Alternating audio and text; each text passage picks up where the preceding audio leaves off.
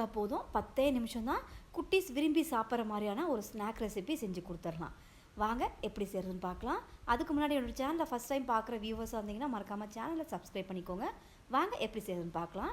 இந்த ஸ்நாக் செய்கிறதுக்கு உருளைக்கிழங்கு நல்லா பெரிய உருளைக்கிழங்கு எடுத்துக்கோங்க. நான் இந்த மாதிரி ஒரு 1/2 kg அளவுக்கு உருளைக்கிழங்கு எடுத்துருக்கேன். இதை நல்லா வாஷ் பண்ணி எடுத்தாச்சு. இப்போ இதை தோலை நல்லா பீல் பண்ணி விட்டு எடுத்துக்கலாம். இப்போ பாருங்கள், நான் தோலை எல்லாமே நல்லா பீல் பண்ணி எடுத்துட்டேன். இப்போ இதை வந்து கட் பண்ண போகிறதில்ல. இந்த மாதிரி தண்ணி ஒரு பாத்திரத்தில் எடுத்து வச்சுக்கோங்க. பீலர் எடுத்துக்கோங்க.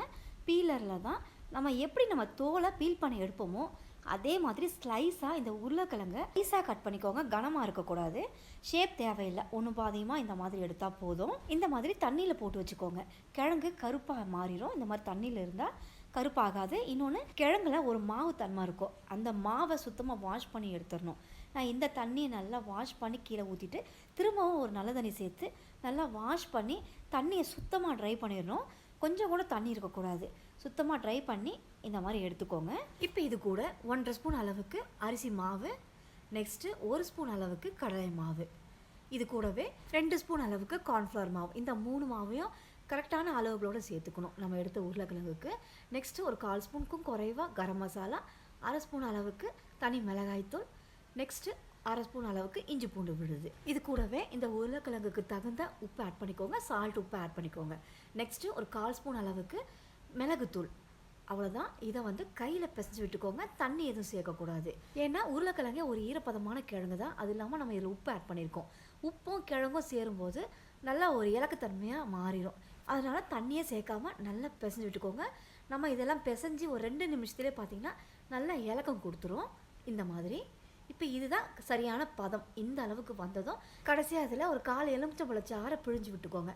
பிழிஞ்சிட்டு நல்லா பிசைஞ்சுக்கலாம். இந்த மசாலாவை போட்டு மிக்ஸ் பண்ணும்போது எண்ணெயை காய வச்சுட்டு அந்த மாதிரி காய வச்சுக்கோங்க. இது ரொம்ப நேரம் அப்படியே ஊற விடக்கூடாது. மிக்ஸ் பண்ணதுமே எண்ணெயில் பொரிச்சு எடுத்துடணும். நான் ஆல்ரெடி எண்ணெயை காய வச்சுருக்கேன். நல்லா காய்ச்சலாக இருக்கணும் எண்ணெய். இந்த மாதிரி ஒரு 5-6 கிழங்கு சேர்ந்த மாதிரி அள்ளி வச்சுக்கோங்க. கிழங்கு சேர்த்ததுமே மிக்ஸ் பண்ணக்கூடாது. கரண்டி வச்சு ஒரு 2-3 நிமிஷம் நல்லா ஃப்ரை ஆகணும். இப்போ நல்லா ஃப்ரை ஆகிடுச்சு. நான் திருப்பி விட்டுக்கிறேன். 2 பக்கமே நல்லா ப்ரௌனிஷாக நல்லா இது ஃப்ரை ஆகணும். அது இல்லாமல் நல்லா எண்ணெயோட சலசலப்பு அடங்கணும் இந்த மாதிரி. இப்போ நல்லா ஃப்ரை ஆயிடுச்சு.